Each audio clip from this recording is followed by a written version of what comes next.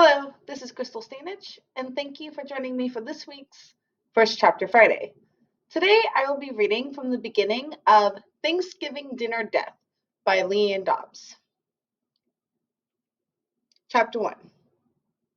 The Holiday Mansion was currently a madhouse. Thanksgiving was the next day, and there were dozens of people in Juniper's kitchen, running around like chickens with their heads cut off in their haste to get everything ready in time. Naturally, Sabrina couldn't be expected to cook for hundreds of people on her own.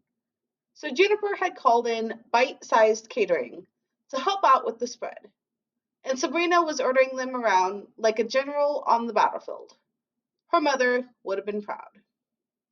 The savory aroma of roast turkey mingling with cinnamon and spices made Juniper's mouth water. Golden crusted pies had been set on the table to cool, and the helpers were chopping and mixing to prepare some of the food ahead of time. Up until a few minutes ago, Juniper herself had been helping too, but she could only sample the fare only many times before she was ordered out, which honestly was totally fine with her. She needed some fresh air anyway. Before she could make it out the door, Jacoby, her ghostly cook, stopped her. Why do you continue to let that woman butcher my family's recipes, Juniper Holiday?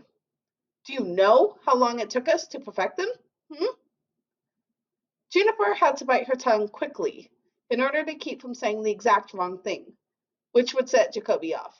The last time she'd spoken without thinking very carefully about her words, he'd thrown a ghost-sized tantrum, and everyone had suffered for it. She still couldn't eat lemon meringue pie without tasting salt. She cleared her throat. Very long time?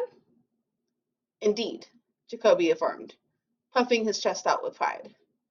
Every ingredient was carefully chosen in order to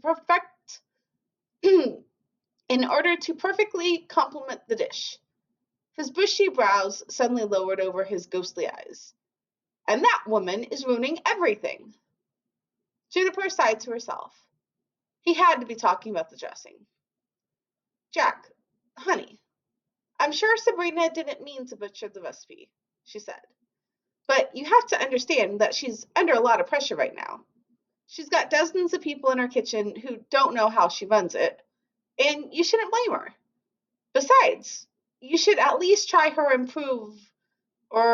changes to your treasured recipes before you complain they're ruined. That's fair, ain't it? Jacoby continued to stare at her in ghostly anger, his form slowly bobbing up and down in front of her. Then, with a great sniff, he began to rise toward the ceiling, glaring at her the whole way. And there was a good 15 feet to float, until he disappeared.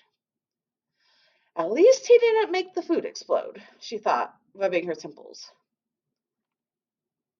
And if you would like to know what happens next, you can check this title out on the Libby app. Please join me here in a couple of weeks on the 13th of December as I read from the beginning of Debbie Maycumber's A Christmas Duet. Thanks and have a great week.